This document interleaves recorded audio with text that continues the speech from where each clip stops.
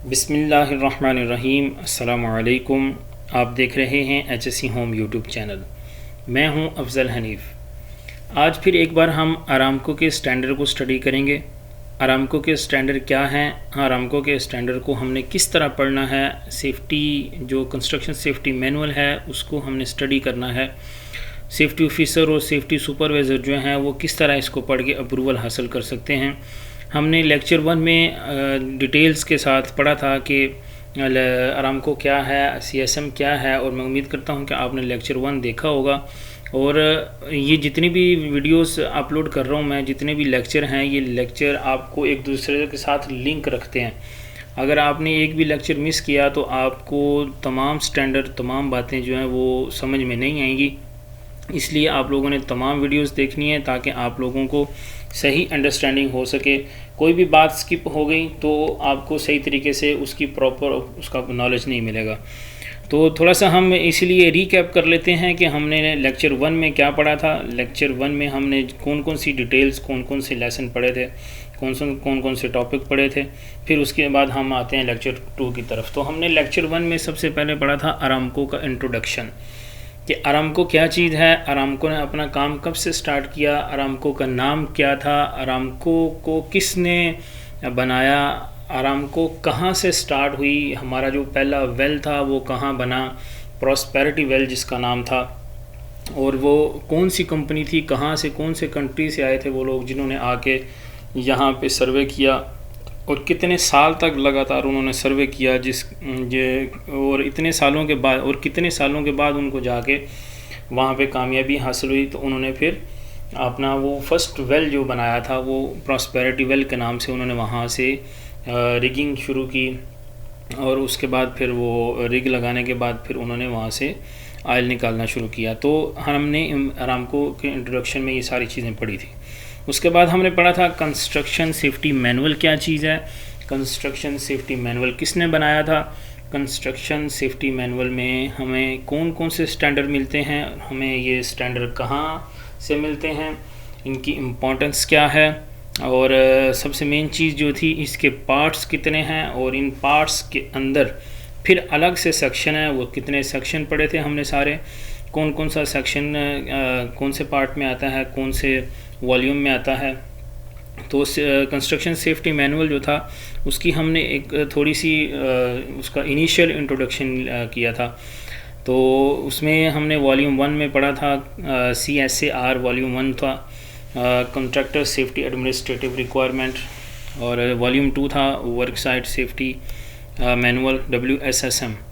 तो ये हमने पार्ट 1 का जो हमारा फर्स्ट लेक्चर था, वीडियो का जो पार्ट 1 था, उसमें हमने ये चीज़ें पढ़ी थी, आरामको इंट्रोडक्शन और फिर CSM इंट्रोडक्शन, फिर उनमें से उनकी थोड़ी थोड़ी डिटेल हमने पढ़ी थी।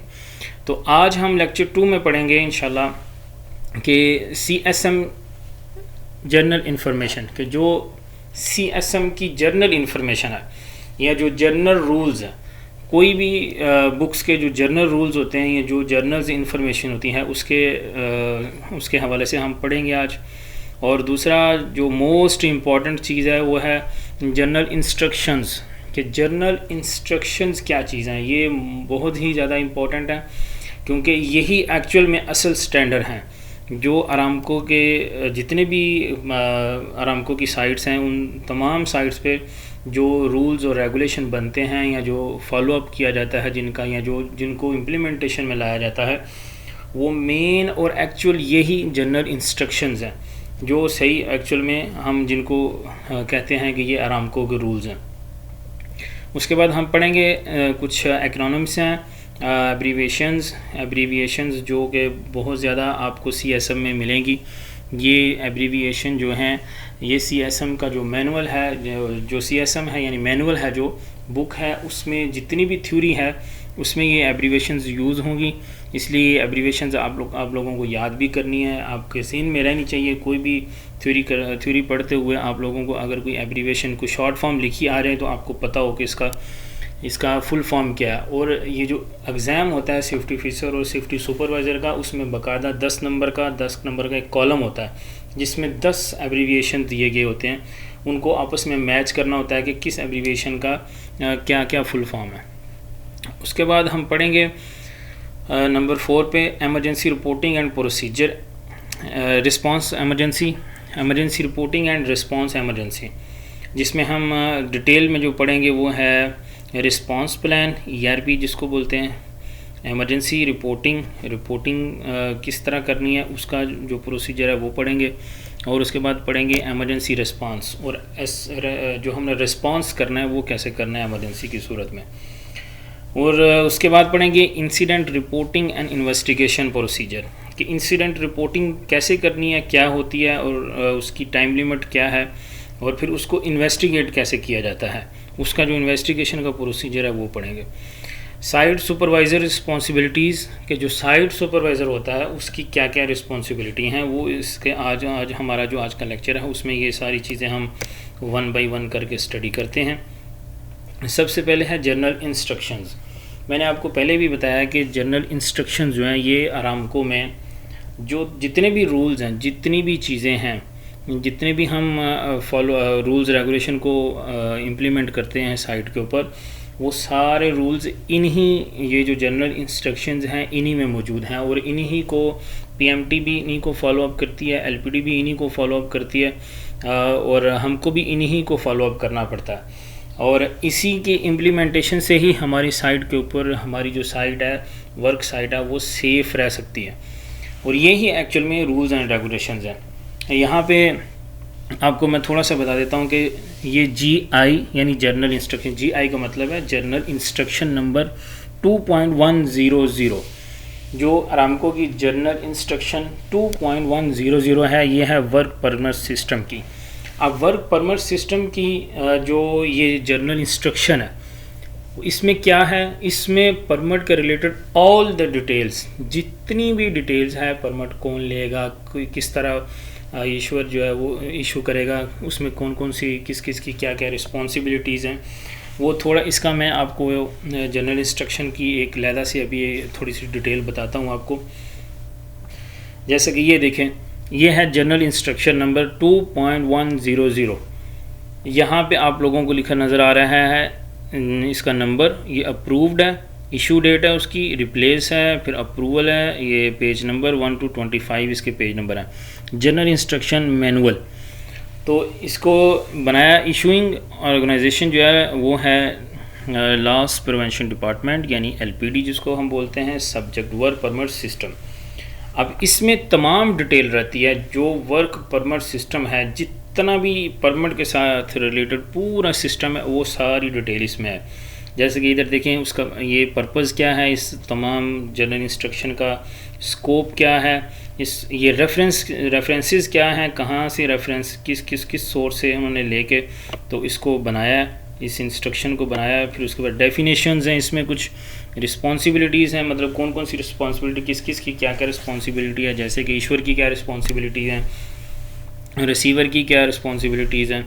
फिर उसके बाद उनकी सर्टिफिकेशन कौन कौन सी चाहिए, उनकी क्वालिफ़िकेशन क्या क्या होनी चाहिए, और फिर issuing work permit system, work permits issue करने का तरीका क्या है, उसके बाद कैंसलिंग करने का तरीका क्या है, क्लोजिंग करने का तरीका क्या है, वर्क परमिट जनरल रिक्वायरमेंट्स क्या हैं, कोल्ड वर्क परमिट क्या है, हॉट वर्क परमिट क्या है, EOLB परमिट क्या है। तो ये इसमें तमाम जितनी भी वर्क परमिट के रिलेटेड इंफॉर्मेशन है वो सारी इस इंस्ट्रक्शन में है। इसी तरह ये नीचे देखेंगे आप, जैसे जैसे ये तकरीबन 25 पेजेस हैं, इसमें तमाम जैसे मैं ये बता देता हूँ डेफिनेशन है। जैसे कोल्ड वर्क क्या है, activities that will not produce sufficient energy to ignite flammable atmospheres or combustible materials. Example may include work with hand tools, scaffold erection, asbestos removal, sand removal। तो ये सारी कुछ उन्होंने डेफिनेशंस लिखी हैं। इसी तरह तमाम जितनी भी इंफॉर्मेशन है जो वर्क परमिट सिस्टम के रिलेटेड है वो सारी इस इंस्ट्रक्शन में है। मैं मज़ीद डिटेल्स में नहीं जाऊंगा, वीडियो ज़्यादा लंबी हो जाएगी। तो मैं बताने का मकसद ये है, ये दिखाने का मकसद है कि जो जनरल इंस्ट्रक्शंस हैं वो हर टॉपिक की, हर एक्टिविटी की, हर सिस्टम की एक अलग-अलग जनरल इंस्ट्रक्शन है और उसी को हमने फॉलोअप करना है। तो इसी तरह ये तमाम जितनी भी जनरल इंस्ट्रक्शंस यहाँ पे दी गई हैं जैसे कि GI 2.11100 है, ये वर्क परमिट सिस्टम की है। GI 2.102 है, ये प्रेशर टेस्टिंग की है। 2.104 offshore oil spill reporting procedure. और उसके बाद आगे जितनी भी ये गैस टेस्टिंग की, ये कुछ इसमें बहुत ज़्यादा इंपॉर्टेंट है, जो आप लोगों को याद भी रखनी है, ताकि जब आप फील्ड में आएंगे तो डेली डे बाई डे आप लोगों को ऐसे ये तमाम इंस्ट्रक्शंस का उनसे इससे पाला पड़ेगा। और उसके बाद ये 6.001 6.005 reporting investigation and recording of injuries occupational illness, आज का हमारा जो इस लेक्चर में नेक्स्ट सेक्शन है उसमें ये है रिपोर्टिंग इन्वेस्टिगेशन जो है। फिर 7.26 crane and heavy equipment incident reporting procedure. तो ये तमाम जो जनरल इंस्ट्रक्शंस हैं एक्चुअल में यही रूल्स हैं, यही रेगुलेशंस हैं। और अरामको से जो भी update day by day update आती है वो इन्हीं में ही अपडेट होती है, इन्हीं को पढ़ के इन्हीं को ही समझ के इम्प्लीमेंट किया जाता है। और मैंने पहले लेक्चर में आपको बताया था कि जो CSM है, कंस्ट्रक्शन सेफ्टी मैनुअल है, उसको भी उन्होंने थोड़ा सेकंड नंबर पर रखा है और उसमें बाकायदा लिखा हुआ है, stated in the construction safety manual के अगर कोई रूल्स कोई रेगुलेशंस में कॉन्फ्लिक्ट हो जाता है कि दो रूल्स दिए जाते हैं, उनमें कॉन्फ्लिक्ट होता है कि ये रूल आपको फॉलो करना है या ये रूल आपको फॉलो करना है, तो सबसे ज़्यादा जो आपको इम्पोर्टेंट रूल है वो ये फॉलो करना है कि जो आपको GI में लिखा गया है वो रूल आप लोगों को फॉलो करना है। CSM को सेकंड नंबर पे फॉलो करना है। सबसे पहले आप लोगों ने GI के रूल्स देखने हैं। तो ये जनरल इंस्ट्रक्शंस का थोड़ा सा इंट्रोडक्शन था। अब हम नेक्स्ट देखते हैं एक्रोनिम्स, एब्रीविएशंस भी इम्पॉर्टेंट है। मैंने बताया कि आपको पूरे CSM की थ्योरी में एब्रीविएशन मिलेंगी और ये एक्रोनिम्स जो हैं वो आपको याद रखने हैं। जैसे कि SA सऊदी अरामको, ANSI ये कुछ इंटरनेशनल स्टैंडर्ड के एब्रीविएशन है और कुछ लोकल स्टैंडर्ड के एब्रीविएशन है। ANSI American national standard institute, BLS basic life support, CHB chemical hazard bulletin, CSD consulting service department, CSAR ये हम लोगों ने पढ़ा भी है, वॉल्यूम का नेम है contractor safety administrative requirement, CSES confined space entry supervisor, CSSP contractor site safety program, EPD environmental production department. ये आपको पूरी थ्योरी जितनी भी है CSM की, जब आप स्टैंडर्ड पढ़ने के लिए जाएंगे तो थ्योरी में आप लोगों को ये सारी चीज़ें मिलेंगी और ये याद भी रखनी है आप लोगों को, ताकि इजीली जब भी आप थ्योरी पढ़ें तो आप लोगों को ये एब्रीविएशन ढूंढना ना पड़े, आपको आराम से इजीली मिल सके। Number 22 NDT non destructive test, ये norm naturally occurring radioactive material, PSI project safety index, SAES Saudi Aramco engineering standard, UL underwriter laboratories. Next देखते हैं जनरल इंफॉर्मेशंस, जो कंस्ट्रक्शन सेफ्टी मैनुअल की general informations हैं। कुछ general rules बताए जाते हैं। उन जनरल रूल्स में सबसे पहला है कि site supervision shall conduct craft safety meeting before commencing the each activity as per HIP hazard identification plan, HIP। मैंने आपको बताया था कि ये एब्रीविएशंस आपको तमाम पूरी थ्योरी में, CSM की थ्योरी में ये एब्रीविएशन आपको मिलेंगी। जैसे कि अभी ये देखें HIP यहाँ पे एब्रीविएशन यूज़ की है, हैज़र्ड आइडेंटिफिकेशन प्लान, इसलिए आपको वो याद करनी है लाजमी। तो यहाँ पे बता रहा है कि site supervision shall conduct craft safety meeting before commencing the each activity as per HIP, कि जो साइट सुपरविजन है, साइट सुपरविजन से मुराद ये है कि जो एक साइट चल रही है, एक्टिविटी चल रही है, उस पूरी साइट का जो ओवरऑल सुपरवाइज़र है, वो उसमें वो कंस्ट्रक्शन का होगा, सुपरिटेंडेंट भी हो सकता है, फोरमैन भी हो सकता है, या वो सुपरवाइज़र भी हो सकता है। इसमें सेफ्टी का नहीं बात किया गया, इसमें साइट का जो सुपरवाइज़र है उसकी बात किया कि उसने मीटिंग करनी है, यानी TBD करनी है हर एक्टिविटी को स्टार्ट करने से पहले। ये रामको का रूल्स है, ये LPD का और PMT का ये रूल हैं उनके, कि आपके जो साइट सुपरवाइज़र है उसको वहाँ पे TBD कंडक्ट करनी है, तमाम जितनी भी एक्टिविटीज़ हैं उनको स्टार्ट होने से पहले। नंबर 2 है site supervision shall conduct weekly safety meeting no less than 15 minutes with all contractors and सब contractors employees in their native languages. ये साइट सुपरवाइज़र की फिर बात हो रही है कि साइट सुपरविजन जो है उसने हर वीक में एक बार 15 मिनट से ज़्यादा की टीपीटी करनी है, जिसको हम मैस टीपीटी के नाम से भी जानते हैं, जिसमें तमाम कॉन्ट्रैक्टर्स और जितने भी सब कॉन्ट्रैक्टर्स हैं सब के एम्प्लॉयज़ वहाँ पे मौजूद होने चाहिए। उसके बाद है कॉन्ट्रैक्टर्स एंड सब contractors shall comply all the requirements for Saudi Aramco SA permit in restricted area are as may be required by SAPO according to GI 2.100, GI 2.102, GI 2.709, GI 6.012 as well as work permit system chapter in CSM। ये देख लें, इसमें ये तमाम GIs दी गई हैं कि ये जितने भी सब कॉन्ट्रैक्टर और कॉन्ट्रैक्टर्स के एम्प्लॉई हैं, इन्होंने तमाम जितने भी रूल्स एंड रेगुलेशंस हैं, ये जो GIs दी गई हैं इनके मुताबिक वो उन्होंने उनको साइट पे इम्प्लीमेंट करना है।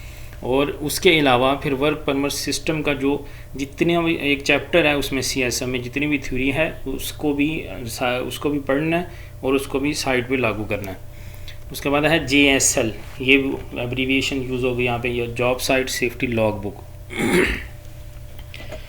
JSL shall maintain at site where Saudi Aramco personnel or LPD enter their names and comments regarding to observation in JSL at left hand page. Afterwards, the contractor shall enter response in 48 hours on the right hand page with full detail। यानी एक book दी जाती है safety officer को site पे, वो अपने साथ रखता है जिसको हम JSL कहते हैं, लॉग बुक। कोई भी साइट की ऑब्जर्वेशन साइट विज़िट के दौरान अगर LPD या PMT लेता है तो वो उस लॉग बुक के ऊपर राइट हैंड साइड की जो अपनी ऑब्जर्वेशन होती है वो लिख देता है। उस ऑब्जर्वेशन को लिखने के बाद 48 hour afterwards the contractor shall enter response in 48 hours in right hand page with full detail.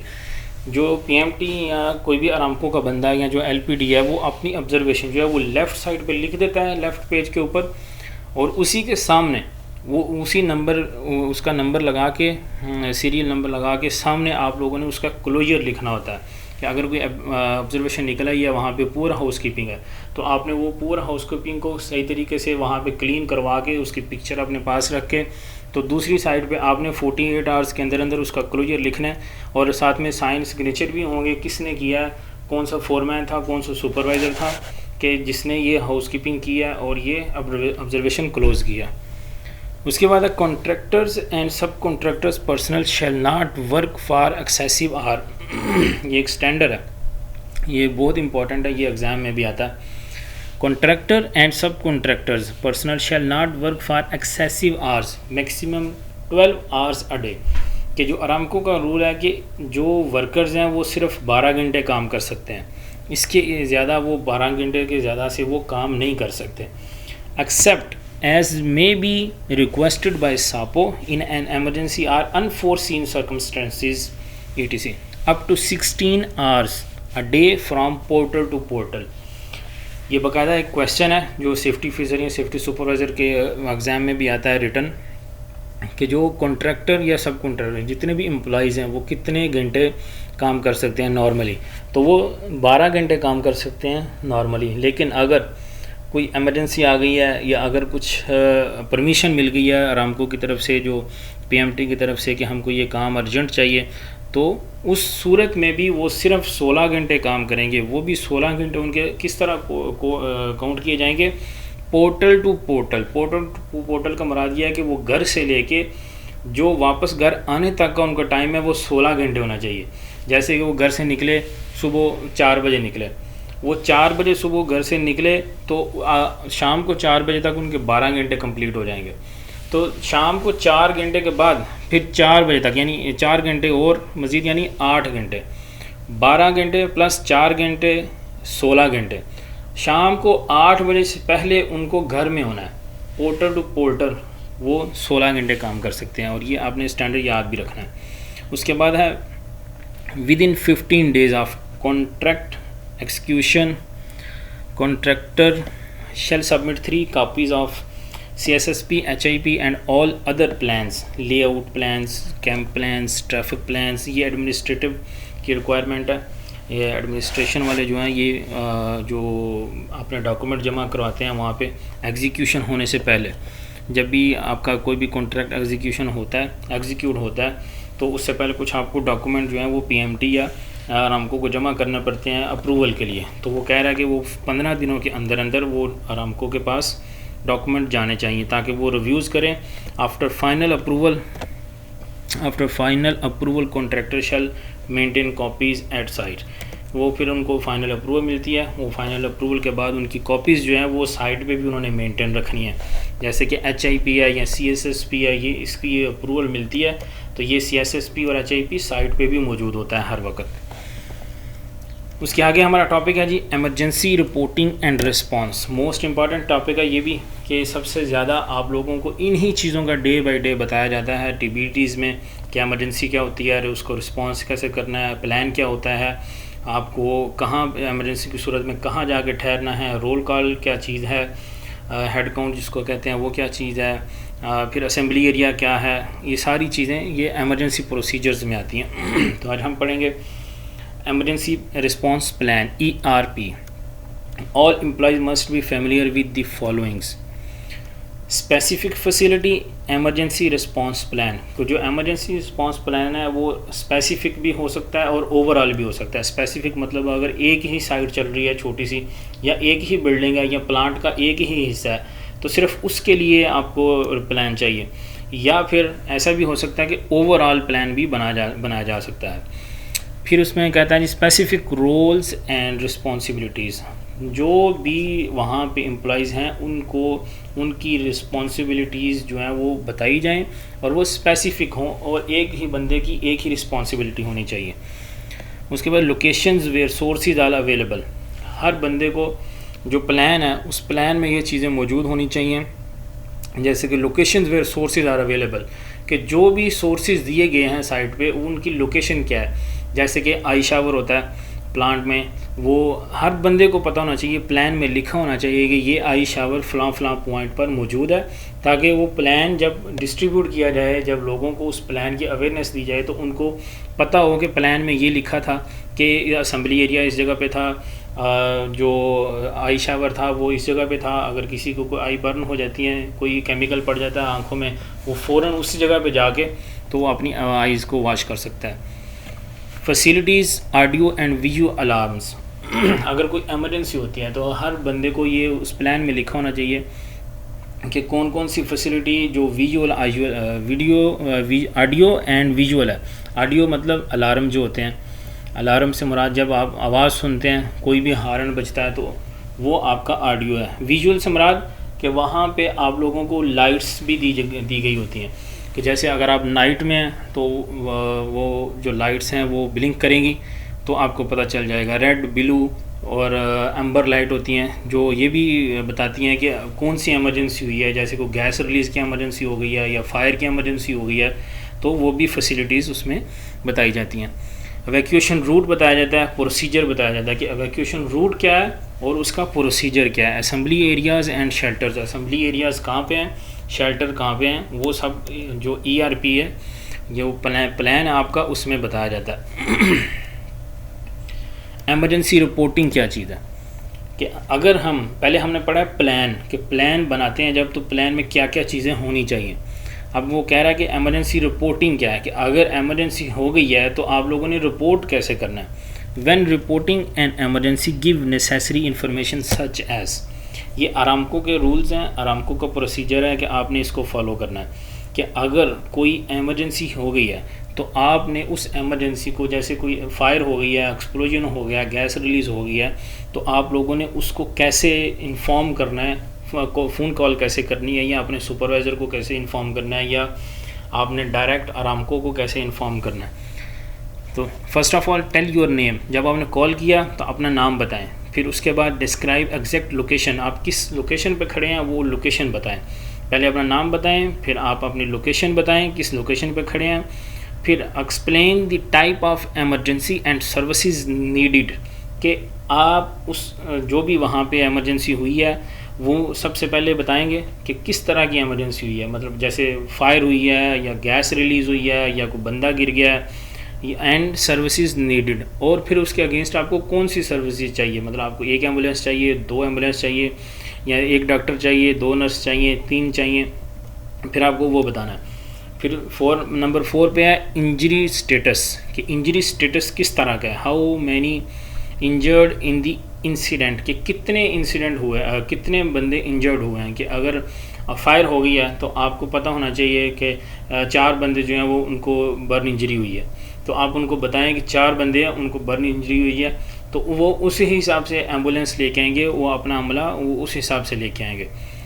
फिर आपने नंबर 5 पे है do not hang up until the message confirmed, कि आपने उतनी देर तक बंद नहीं करना जितनी देर तक मैसेज उसको कंफर्म ना हो जाए, यानी कि वो आपको सारी डिटेल दोबारा पूछेगा, उसको कंफर्मेशन हो जाएगी कि हाँ बिल्कुल यही आपने जो चीज़ें बताई हैं वो यही रिक्वायर्ड हैं, फिर वो बोलेगा तो फिर आपने फ़ोन को हैंग अप करना है। सिक्योरिटी कंट्रोल सेंटर, ये सिक्योरिटी कंट्रोल सेंटर का नंबर है, यहाँ पे आरामको का अगर कोई भी इमरजेंसी होती है तो आपने उसको कॉल करना है। वैसे यूजुअली कॉल किया नहीं जाता डायरेक्ट, कंपनीज़ जो हैं वो अपने नंबर देते हैं, अपने जो लोकल इंटरनल प्रोसीजर होते हैं उसके हिसाब से फॉलोअप करना पड़ता है, लेकिन नंबर दिया जाता है ताकि आप लोगों को अगर कोई आरामको या कोई भी साइट पे आके पूछे तो आपको नंबर याद होना चाहिए।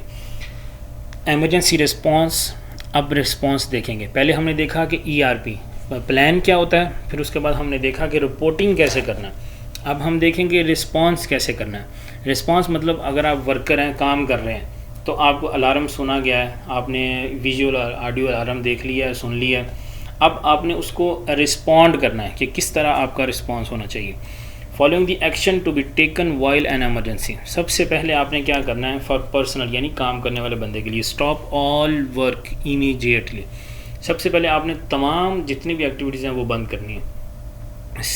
Safely shut down all equipment, आपने जितने भी इक्विपमेंट आपके पास चल रहे हैं, ग्राइंडर चल रही है, आपके पास वेल्डिंग मशीन चल रही है, या कोई भी इक्विपमेंट जो है वो चल रहा है, सबसे पहले आपने उसकी पावर कट करनी है, उसको सेफली शट डाउन करना है। Evacuate to the determined assembly point, और आपको पता होना चाहिए कि हमने यहाँ से निकल के किस एरिया में जाना है, तो जो असेंबली पॉइंट वहाँ पे उस आपकी साइड के नज़दीक है, सेफ़ है, उसके पास जाना है। उसके बाद है फॉर सुपर टू इंश्योर, मतलब आपने इंश्योर क्या चीज़ें करनी है, जो आपने जब वहाँ से निकलना है एक्टिविटी की जगह से, तो वहाँ पे इंश्योर क्या करनी है कि stop all work immediately and cancel work permits, जो वर्क परमिट्स हैं वो कैंसिल हो गए हैं, स्टॉप हो गए, तमाम एक्टिविटीज़ स्टॉप हो गई हैं। Safely shut down all equipment जो है वो सही तरीके से बंद किए गए हैं, पावर कट किया गया है, आइसोलेट किया गया है, लॉकआउट टैग आउट सिस्टम लगाया गया अगर कोई इलेक्ट्रिक पावर कोई ऐसा इक्विपमेंट चल रहा है। Evacuate all personnel to a predetermined assembly point और शेल्टर एरिया, कि जितने भी तमाम वर्कर्स हैं क्या वो वहाँ से इवैक्यूएट कर गए हैं और वो जो असेंबली एरिया बताया गया था या जो शेल्टर एरिया बताया गया था वहाँ पे पहुँच गए हैं। वहाँ पे पहुँचने के बाद फिर कंडक्ट एक roll call head count to account for every person, कि जितने भी आपके पास वहाँ पे वर्कर मौजूद थे उनको इंश्योर करने के लिए आपने रोल कॉल करनी है। और उसके बाद in the event a person is missing, अगर कोई बंदा मिसिंग है तो उसका नाम एंड लास्ट नोन लोकेशन, कि अगर किसी ने उसको किसी जगह पे आखिरी टाइम देखा है तो कहाँ पे देखा है। Be communicated to the incident commander immediately, वहाँ पे जो आपका कमांडर है जो पूरे साइट को उस टाइम इमरजेंसी को लीड कर रहा है उसको बताना है कि हमने लास्ट टाइम इस बंदे को वहाँ लोकेशन पे देखा था और इस बंदे का ये नाम है। अगर कोई बंदा मिस है ताकि वो जाके दोबारा से वहाँ से ढूंढ सकें। Prevent personnel from returning to work until notification has been received from the Saudi Aramco proponent organization, कि जब तक आपको सऊदी अरामको से सैपो से प्रॉपर नोटिफिकेशन नहीं मिल जाता तब तक आपने वर्क पर दोबारा नहीं जाना। Revalidate all work permits prior to commencing work, जितने भी वर्क परमिट्स हैं वो दोबारा यानी उनको रीवैलिडेट किया जाएगा फिर आपने वो परमिट लेके काम स्टार्ट करना है। All emergency numbers must be posted at site for contractor and clients. जितने भी एमरजेंसी प्रोसीजर्स हैं या जो नंबर्स हैं वो तमाम साइट की जितने भी शेल्टर हैं या जो भी उनका CHB केमिकल जो वहाँ पे बुलेटिन लगाए जाते हैं, उस बुलेटिन को सेफ्टी बुलेटिन जो लगाया जाता है उस पर तमाम प्रोसीजर, तमाम नंबर्स जो सुपरवाइज़र के हों या वहाँ पे फर्स्ट एडर हो या वहाँ पे कोई भी एमरजेंसी रिस्पॉन्डर हो, उसका नंबर वहाँ पे मौजूद होना चाहिए। Incident reporting and investigation procedure. अब इंसिडेंट रिपोर्टिंग और इन्वेस्टिगेशन प्रोसीजर पढ़ेंगे। This procedure describe requirements for reporting and investigation for incidents that occurs on Saudi Aramco property or on Saudi Aramco projects. All near misses incidents and accident should be reported immediately. जितने भी near miss हों या कोई भी incident हो, accident हो, उसको आपने इमीडिएट रिपोर्ट करना है। उसका बिल्कुल आपने ये नहीं कहना कि ये इसको छुपा दिया जाए या इसको डिले कर दिया जाए। वो आपकी ड्यूटी है कि आपने उसी वक्त उसको रिपोर्ट करना है। और रिपोर्टिंग का प्रोसीजर आपने पढ़ लिया है कि रिपोर्टिंग का प्रोसीजर क्या है। फिर उसके बाद उसकी जो रिपोर्ट है सबमिटेड विद इन 24 आवर्स, जो उसकी इनिशियल रिपोर्ट होती है, प्रीलिमिनरी रिपोर्ट जो होती है उसको कहते हैं इनिशियल रिपोर्ट, वो आपने 24 आवर्स के अंदर अंदर वहाँ पे सबमिट करनी है। And investigation report to be submitted within 72 hours. जो अगर कोई इंसिडेंट हो गया तो उसकी एक जर्नल जो फॉर्मल डॉक्यूमेंटेशन है, फॉर्मल उसकी जो रिपोर्ट है, वो आपने 24 घंटे के अंदर अंदर वहाँ पे जमा करनी है अरामको में। और अगर इन्वेस्टिगेशन हो गई है बाद में, इन्वेस्टिगेशन होने के बाद वहाँ पे जो रूट काजेज़ निकाले गए हैं, फाइनल जो इन्वेस्टिगेशन हुई है, उसके डॉक्यूमेंट आपने 72 आवर्स में, उससे पहले यानी 72 आवर्स से पहले वहाँ पे सबमिट करने हैं। ये एग्ज़ाम में भी आते हैं दोनों question.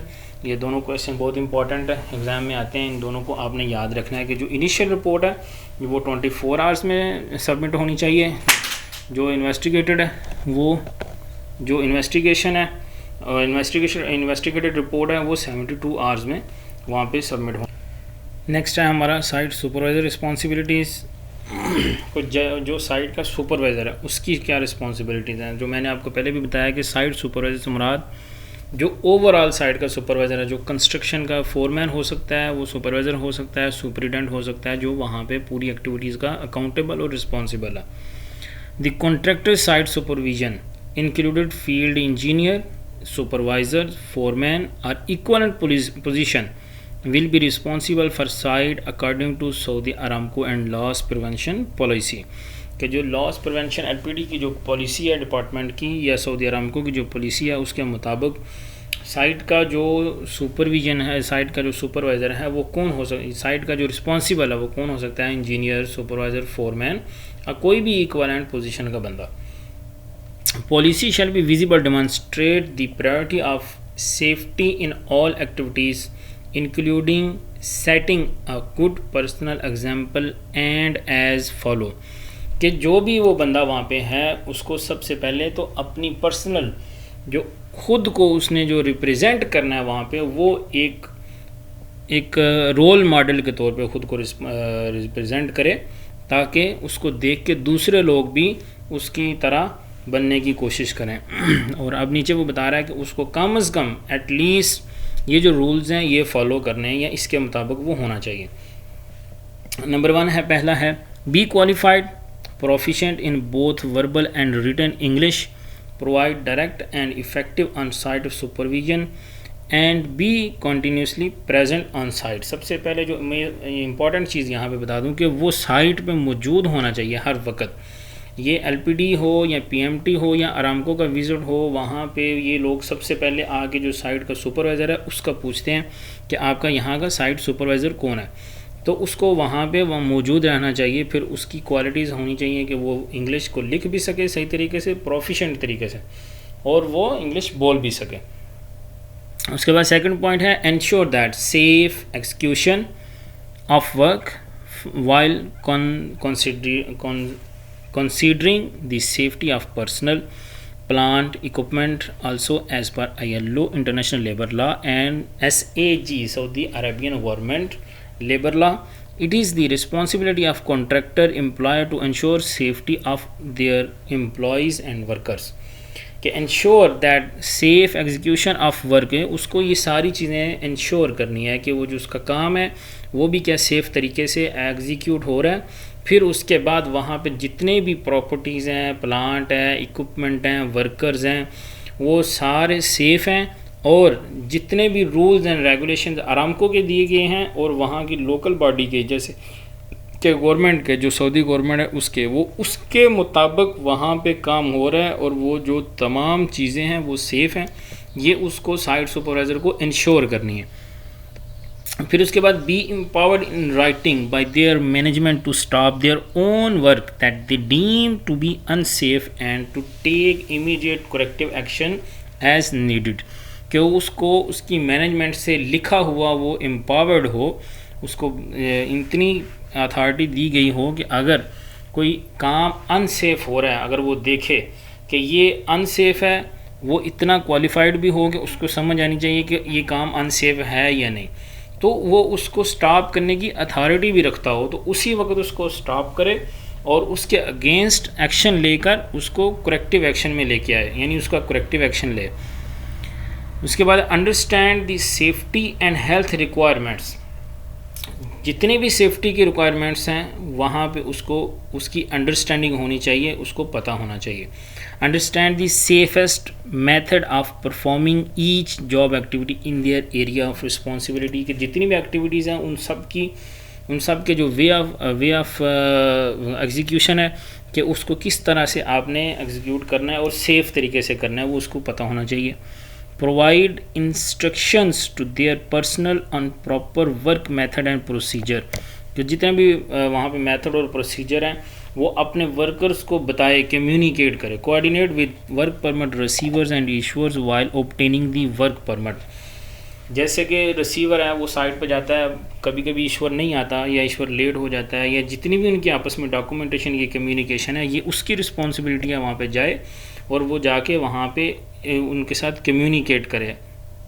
Comply with the safety requirements as mentioned on work permit, जितनी भी वर्क परमिट के ऊपर रिक्वायरमेंट्स हैं, प्रिकॉशंस हैं, वो सारी उसको इंश्योर करनी है कि वो कंप्लाई हैं या नहीं। Use only trained personnel who are properly qualified for the work to be performed, site पे जितने भी वर्कर आएँ उनको इंश्योर करे कि वो सिर्फ ट्रेंड ही वर्कर साइट पे आएँ, कोई भी जो अनट्रेंड है या जो अनक्वालिफाइड है वो साइट पे ना आए। ensure that equipment operators operate only the specific equipment for which they have been trained and certified, कि वो ये भी इंश्योर करे कि जितने भी इक्विपमेंट हैं, जितने भी इक्विपमेंट ऑपरेटर हैं वो सिर्फ वो ही इक्विपमेंट ऑपरेट करें जिनका उनके पास लाइसेंस या उनके पास थर्ड पार्टी का लाइसेंस या वो सर्टिफिकेट है, दूसरा कोई भी बंदा ऑपरेट ना करे। Plan and maintain good housekeeping, वो प्लान गुड हाउसकीपिंग रखे। कोऑर्डिनेट विद सब contractor and other contractor on site, avoid confusion in areas, सबके साथ कोऑर्डिनेट रखे, जितने भी वर्कर और सब कॉन्ट्रैक्टर के हों, चाहे वो अपने हों कॉन्ट्रैक्टर के हों, उनके साथ कोऑर्डिनेट रखे। Train there personnel on emergency response procedure plan, अपने जितने भी उसके वर्कर्स हैं वो सारे उनको ट्रेन करे, daily day by day TBT के दौरान उनको बताए कि एमरजेंसी में उन्होंने कैसे प्रोसीड करना है या रिस्पॉन्ड करना है। Provide immediate assistant as requested by the contractor safety manager supervisor, provide immediate assistance, उसकी अगर असिस्टेंस की उसकी हेल्प की ज़रूरत पड़ जाए, contractor safety manager supervisor emergency response organisation सैपो during any kind of emergencies, अगर उसकी किसी जगह पे भी ज़रूरत पड़ जाए, हेल्प की ज़रूरत पड़े, चाहे सेफ्टी मैनेजर को हो या सापो को हो, यानी कि सऊदी अरामको प्रोपोनेंट ऑर्गेनाइजेशन जो है उसको, तो वो वहाँ पे मौजूद होना चाहिए, वहाँ पे उनके लिए उसके लिए उसको जाना चाहिए। Conduct weekly safety meeting for their personal, आपने जितने भी उसके लोग हैं वर्कर्स हैं उनको हफ्ते में एक बार मैस एक्टिविटी दे ताकि उनको अवेयरनेस हो चीज़ों की। Immediately report all incident unsafe condition and defects in equipment to the contractor site management and the साको, कि साइट पे अगर कोई डेफिशिएंसी है, कोई इक्विपमेंट ख़राब हो जाता है या कोई भी किसी किस्म की अनसेफ कंडीशन है तो उसका भी हक बनता है कि वो रिपोर्ट करे। Conduct daily work site inspection to identify and immediate correct unsafe acts conditions and equipment. वो प्रॉपर जो है वो साइट को विज़िट करता रहे, इंस्पेक्ट करता रहे, और अगर वहाँ पे कोई अनसेफ एक्ट है, अनसेफ कंडीशन है तो उसको जल्दी से वहाँ पे करेक्ट करे, उसके अगेंस्ट करेक्टिव एक्शन ले, ताकि कोई भी किसी किस्म की वायोलेशन जो है वो उसका सामना ना करना पड़े। तो आज का हमारा जो लेक्चर 2 था उसमें यही चीज़ें शामिल थी। मैं उम्मीद करता हूँ कि आप लोगों को समझ आई होगी, आप लोग इसको सही तरीके से याद रखेंगे, इसको सही तरीके से पढ़ेंगे, वीडियो को देखेंगे। तो हमारा जो नेक्स्ट लेक्चर होगा लेक्चर 3, उसमें हम थोड़ा सा टीज़र देते हैं कि उसमें हम क्या पढ़ेंगे। साइट से उसमें पढ़ेंगे हम site safety supervisor, manager responsibilities. पहले हमने जो पढ़ी थी वो साइट सुपरवाइज़र की रिस्पॉन्सिबिलिटीज़ पढ़ी थी। अब हम सेफ्टी मैनेजर और सेफ्टी सुपरवाइज़र की रिस्पॉन्सिबिलिटीज़ पढ़ेंगे लेक्चर 3 में। उसके बाद हम पढ़ेंगे सेफ्टी ऑफिसर की क्या रिस्पॉन्सिबिलिटीज़ हैं, जो मोस्ट इम्पॉर्टेंट है हमारे लिए। इक्विपमेंट सुपरवाइज़र रिस्पॉन्सिबिलिटीज़ क्या हैं, जो इक्विपमेंट साइट पे यूज़ होते हैं उनका भी एक सुपरवाइज़र होता है, उसकी क्या रिस्पॉन्सिबिलिटीज़ हैं वो पढ़ेंगे। पर्सनल्स कॉन्ट्रैक्टर्स के हों चाहे वो सब कॉन्ट्रैक्टर्स के हों, उनकी क्या रिस्पॉन्सिबिलिटी है, क्योंकि हर बंदे का रोल और रिस्पॉन्सिबिलिटी डिफरेंट है, तो उनकी क्या रिस्पॉन्सिबिलिटीज़ हैं वो हम पढ़ेंगे लेक्चर 3 में। आज के लिए ही इतना ही काफ़ी है। मैं उम्मीद करता हूँ कि आप लोग इस वीडियो को सही तरीके से देखेंगे, शेयर करेंगे, कमेंट करेंगे, और इसको पढ़ के जो सेफ्टी ऑफिसर और सेफ्टी सुपरवाइज़र हैं वो सही तरीके से अपने एग्ज़ाम में कामयाब हो जाएंगे और उनको अप्रूवल मिलेगी। Thank you so much. मिलते हैं इंशाल्लाह नेक्स्ट वीडियो में। अल्लाह हाफिज़।